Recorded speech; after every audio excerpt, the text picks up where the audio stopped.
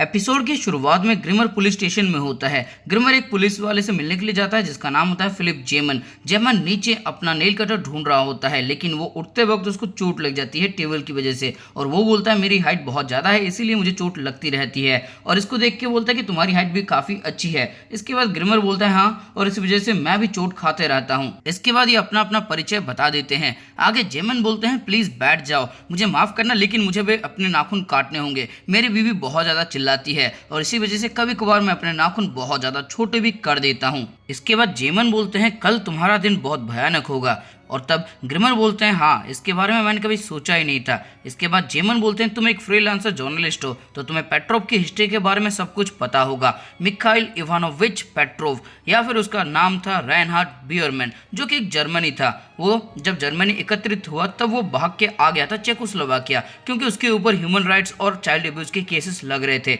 Germany चाहता था कि हम उसे अरेस्ट करें, लेकिन हमने ऐसा नहीं किया, हमने उसे खुला छोड़ दिया और उसके ऊपर नजर रखी। इसके बाद ग्रिमर बोलते हैं लेकिन आप उसके ऊपर नजर क्यों बनाए हुए थे, और तब जेमन बोलते हैं सीक्रेट पुलिस की वजह से, हम जानना चाहते थे सीक्रेट पुलिस क्या करना चाहती है। इसके बाद हमें सीक्रेट पुलिस के बारे में बताया जाता है। हमें पता लगता है जब कोल्ड वॉर का वक्त था तब एक देश के बारे में दूसरा देश कुछ भी नहीं बोल सकता, अगर वो कुछ भी गलत कहता है तो जंग हो सकते हैं। और उसी वक्त कुछ टेररिस्ट ऑर्गेनाइजेशन थे जो वेपन बेचा करते थे, और उन्हीं के कुछ मेंबर चेक पुलिस के अंदर भर्ती हो चुके हैं। उन्हीं को कहा जाता है सीक्रेट पुलिस, और इसके बारे में कुछ ना कुछ पेट्रोव को पता था। पेट्रोव इनके कांटेक्ट में था और शायद पेट्रोव ने कुछ डाटा बेचा भी होगा इन्हें, इसीलिए उसके ऊपर नजर ये लोग बनाए रखे थे। इसके बाद जेमन बोलते हैं क्या तुमने किसी खूबसूरत लड़की को क्राइम सीन के पास देखा है, और तब ग्रिमर बोलते हैं नहीं, मैंने नहीं देखा। इसके बाद जेमन बोलते हैं शायद ये कत्ल एक खूबसूरत लड़की ने ही किया है, बच्चों ने उन्हें देखा था।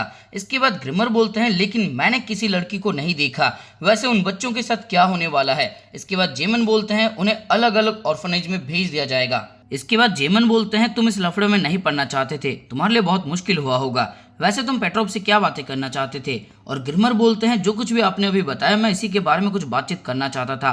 जेमन बोलता है क्या तुम्हें कुछ पता लगा, और ग्रिमर बोलते हैं नहीं, मैं पता लगाने वाला था। इसके बाद जेमन बोलते हैं देखो मेरे नाखून एकदम परफेक्टली कट गए, अब मेरी बीवी मेरे ऊपर नहीं चिल्लाएगी। इसके बाद ग्रिमर थोड़ा सा स्माइल करते हैं। जेमन बोलते हैं अब तुम चाहो तो यहाँ से जा सकते हो। इसके बाद ग्रिमर इससे हाथ मिलाते हैं और यहाँ से जाने लगते हैं। तभी जेमन बोलते हैं क्या मरने से पहले पेट्रोव ने तुमसे कुछ कहा था।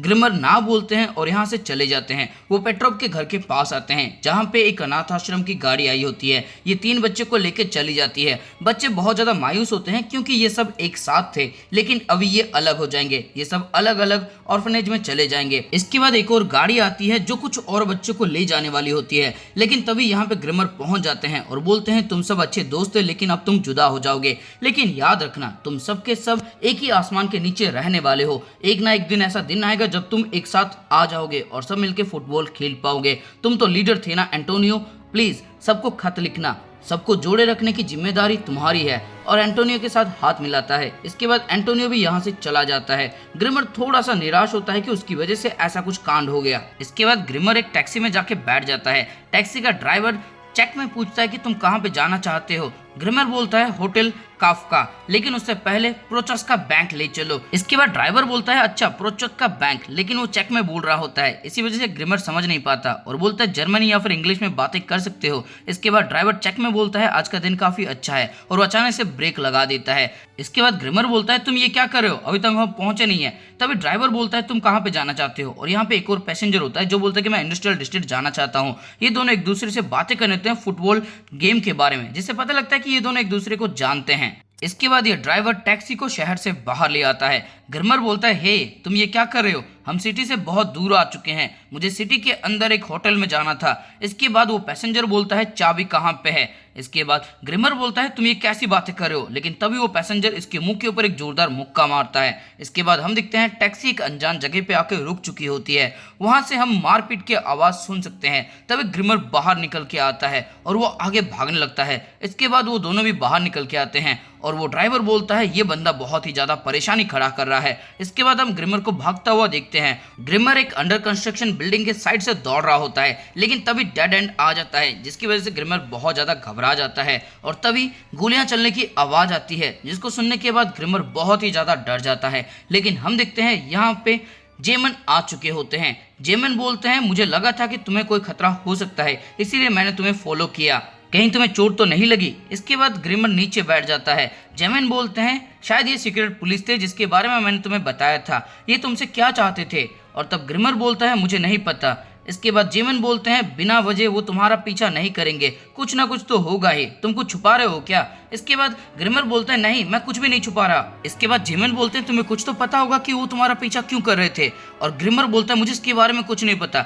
जेमन बोलते हैं अच्छा, तो शायद उसने सेफ्टी डिपॉजिट बॉक्स से उसे निकाल लिया होगा। वो टेप कहाँ पे है, वो ऑडियो टेप कहाँ पे है? इतना सुनने के बाद ग्रिमर काफी ज्यादा हैरान हो जाता है और हम देखते हैं यहाँ पे वो दो बंदे भी आ जाते हैं। जेमन बोलता है ये मॉन्स्टर की जड़ों को ढूंढने की कोशिश कर रहे हैं, अगर वो टेप हमें मिल जाएगा तो हम पता लगा सकते हैं कि उस मॉन्स्टर की मॉम चेक रिपब्लिक में कहाँ पे रहती है। इसके बाद हम देखते हैं जेमन डिटेक्टिव सुक नाम के एक बंदे से बातें कर रहे होते हैं और उसका शुक्रिया अदा करते हैं क्योंकि उसने एक अच्छा काम किया होता है, किसी चोर को पकड़ लिया होता है। और ये बोलते हैं कि मैं 1 घंटे के अंदर पुलिस स्टेशन आ जाऊंगा, मेरा इंतजार करना। इसके बाद हम बेसमेंट का सीन देखते हैं जहां पे ये बंदा बहुत बुरी तरह से पीट रहा होता है ग्रिमर को। और तभी यहाँ पे जेमन आ जाता है और बोलते हैं कि रुक जाओ, अगर तुम इसे इतनी बुरी तरह से पीटोगे तो ये बात नहीं कर पाएगा। इसके बाद जेमन बोलता है क्या तुम बातें करने के लिए तैयार हो, बताओ वो चाबी कहाँ पे है? इसके बाद ग्रिमर बोलता है तुम ये क्या बातें कर रहे हो, मुझे इसके बारे में कुछ भी नहीं पता। इसके बाद ये बंदा एक जोरदार मुक्का मारता है ग्रिमर को और तब जेमन बोलता है ग्रिमर ये सब छुपाने की जरूरत नहीं है, अब बता दो पेट्रोव की सेफ्टी डिपॉजिट बॉक्स का चाबी कहाँ पे है? इसके बाद ग्रिमर बोलता है मुझे इसके बारे में कुछ नहीं पता। इसके बाद जेमन बोलता है अच्छा, तो तुम्हें पैसे चाहिए, बताओ कितने पैसे चाहिए तुम्हें? इसके बाद ग्रिमर बोलता है ये सच है कि मैं एक 3rd ग्रेड जर्नलिस्ट हूँ, लेकिन मेरे पास पैसे की कमी नहीं है। इसके बाद जेमन बोलता है ग्रिमर तुम्हारे उंगली के नाखून तो कुछ ज्यादा ही बढ़ चुके हैं, मैंने तुम्हें कहा था ना मेरी बीवी को लंबे नाखून बिल्कुल भी पसंद नहीं है। और ये इसकी एक उंगली को बहुत ही जोरों से काट देता है, मतलब नाखून को बहुत जोरों से काट देता है। ग्रिमर चिल्लाने लगता है और जेमन बोलता है हिलो मत वरना मैं तुम्हारे नाखून को बहुत छोटा काट दूंगा। इसके बाद ये फिर से एक और उंगली लेता है और उसके नाखून को बहुत ही ज्यादा छोटा काट देता है। ग्रिमर चिल्लाने लगता है। जेमन बोलता है बताओ कहाँ पे है वो चाबी, अगर तुम सेफ्टी डिपॉजिट बॉक्स को खोल भी लेते हो, डॉक्यूमेंट और टेप को ले भी लेते हो, तो भी तुम उसका इस्तेमाल नहीं कर सकते हो। इसका इस्तेमाल सिर्फ हमारा ऑर्गेनाइजेशन कर सकता है। आखिरकार हम फिर से ईस्टर्न वर्ल्ड को जिंदा करना चाहते हैं। जेमन बहुत ज्यादा टॉर्चर कर रहा होता है जिस वजह से ग्रिमर बहुत चिल्ला रहा होता है। इसके बाद जेमन बोलता है उस टेप के अंदर मॉन्स्टर का आइडेंटिटी रिकॉर्ड किया गया है, हमारे ऑर्गेनाइजेशन को उस मॉन्स्टर की जरूरत है, अगर वो मॉन्स्टर हमें मिल जाता है तो 511 किंडरहाइम के जितने भी बच्चे थे उन सबको हम एक साथ ला सकते हैं, हम एक इलाइट स्क्वाड बना सकते हैं, हमें उसकी जरूरत है। इलाइट स्क्वाड की मदद से हम फिर से ईस्ट जर्मनी को बना सकते हैं। मॉन्स्टर ने खुद कहा था उसने 511 किंडरहाइम को पूरी तरह से कंट्रोल कर लिया था और उसे तबाह भी कर दिया था। हमें मॉन्स्टर की जरूरत है क्योंकि वो इकलौता है जो इलाइट स्क्वाड को एक साथ ला सकता है, उन्हें कंट्रोल कर सकता है। इसके बाद ये एक और नाखून काट देता है ग्रिमर का जिसकी वजह से वो तेजी से चिल्लाने लगता है। इसके बाद जेमन बोलता है तो बताओ वो चाबी कहाँ पे है, बताओ वो चाबी कहाँ पे है? इसके बाद ग्रिमर हंसने लगता है और बोलता है इलाइट ग्रुप। इसके बाद जेमन को गुस्सा आता है और वो एक थप्पड़ लगाता है और बोलता है इसमें हंसने की क्या बात है। इसके बाद ग्रिमर और भी ज्यादा हंसने लगता है। इसके बाद जेमन बोलता है तुम्हें क्या चाहिए, क्या तुम्हें पैसा चाहिए? अगर तुम्हें पैसा चाहिए तो मैं समझ सकता हूँ, मेरे पास बहुत पैसा है, लेकिन उसके बावजूद मैं इस टेप को बेच के और भी ज्यादा पैसा कमाना चाहता हूँ। तुम किसके पीछे हो, तुम चाहते क्या हो? क्या तुम सोशल जस्टिस के लिए ये सब कर रहे हो? कोई इतना आगे नहीं बढ़ता, सोशल जस्टिस के लिए कोई इतना आगे नहीं बढ़ता। बताओ तुम कौन हो? तुमने कहा था कि तुम ईस्ट जर्मनी में एक जर्नलिस्ट थे, लेकिन ईस्ट जर्मनी के ज्यादातर लोग तो स्पाई होते हैं, अगर तुम एक स्पाई होगे तो मुझे कोई हैरानी नहीं होगी। लेकिन यहाँ पे ग्रिमर कुछ भी नहीं बोलता, वो सिर्फ हंसे जा रहा होता है। इसके बाद जेमन बोलता है तुम्हें कहाँ से भेजा गया है, तुम्हें क्या लगता है क्या तुम जेम्स बॉन्ड हो, बताओ तुम्हारे ऑर्डर्स क्या हैं? इसके बाद ग्रिमर को बहुत बुरी तरह से पीटा जाता है, लेकिन ग्रिमर हंसे जा रहा होता है। इसके बाद जेमन बोलता है इस तरह से तो तुम मारे जाओगे, ये तुम्हारा आखिरी मौका है, बता दो या फिर हम तुम्हें मार देंगे। इसके बाद ग्रिमर बोलता है क्या तुम मैग्निफिसेंट स्टेनर को जानते हो? 1960 में एक कार्टून शो आया करता था जिसका नाम था मैग्निफिसेंट स्टेनर। उसका मेन कैरेक्टर बहुत ही ज़्यादा कमज़ोर था, लेकिन जब भी उसे ज़रूरत पड़ती थी, जब भी कोई इमरजेंसी आती थी, तब उसका एक सीक्रेट दोस्त उसकी जान बचाने के लिए हमेशा आ जाया करता था। लेकिन मेन कैरेक्टर को कभी पता नहीं लगा कि उसका कोई भी सीक्रेट दोस्त नहीं है, मैग्निफिसेंट स्टेनर वो खुद है। जब भी मेन कैरेक्टर किसी खतरे में पड़ता, उसकी जान खतरे में होती, तब वो अचानक से भयंकर मैग्निफिसेंट स्टेनर में बदल जाता और उसके सामने जितने भी बदमाश होते उन सब की वो धुलाई कर देता। इसके बाद जेमन बोलता है अच्छा तो फिर बदल, ट्रांसफॉर्म हो जा ना, कम ऑन यार, अब मैग्निफिसेंट स्टेनर में बदल जा। इसके बाद बहुत बुरी तरह से पीटा जाता है ग्रिमर को। ग्रिमर बेहोश हो जाता है। जेमन बोलता है इसके ऊपर पानी डालो। इसके बाद इसकी रस्सियां खोल दी जाती है और इसको एक नल के पास रख दिया जाता है। नल चालू कर दिया जाता है। इसके सर के ऊपर पानी गिर रहा होता है और इसके बाद जेमन बोलता है बहुत जल्दी ये सब कुछ बता देगा। लेकिन तभी यहाँ पे एक लड़की आ जाती है। जेमन बोलता है तुम्हें क्या चाहिए? हम गौर से देखते हैं ये कोई और नहीं नीना होती है। नीना बंदूक तान देती है और एक गोली चलने की आवाज हमें सुनाई देती है। इसके बाद सीन शिफ्ट होता है जहाँ पे हम देखते हैं ग्रिमर को। ग्रिमर एक कोने में बैठा होता है।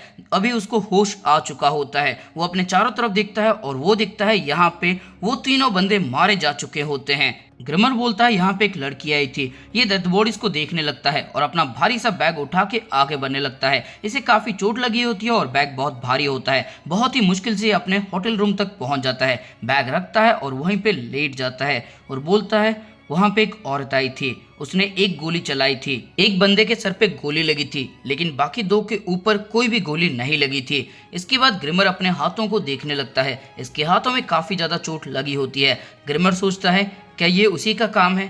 क्या मैग्निफिसेंट स्टेनर आया था? शायद मैग्निफिसेंट स्टेनर ने फिर से अपना काम किया। और दोस्तों इसी के साथ ये एपिसोड हो जाता है खत्म। तो दोस्तों इस एपिसोड के अंदर आपको कुछ भी अच्छा लगा, फिर मजा आया तो इस वीडियो को लाइक कर दो, कमेंट करके कुछ भी अच्छा सा लिख दो। और दोस्तों जब मैं ये एपिसोड देख रहा था तब मुझे अपरिचित की याद आई। अगर तुम्हें भी अपरिचित की याद आई हो तो इस वीडियो को अपने दोस्तों के साथ या फिर किसी एनिमे लवर के साथ शेयर कर देना। और अगर चैनल पर नए हो तो फिर चैनल को सब्सक्राइब करो। उसके बाद घंटा या फिर घंटी जो भी तुम्हें दिखेगा उसको एकदम जोरों से बजा देना। एकदम टन करके आवाज आ जानी चाहिए। और अगर आवाज़ नहीं आती तो बस देख लेना कि आइकन ग्रे हो चुका है या फिर नहीं। जबरदस्ती हथौड़ा मारने की कोई ज़रूरत नहीं है।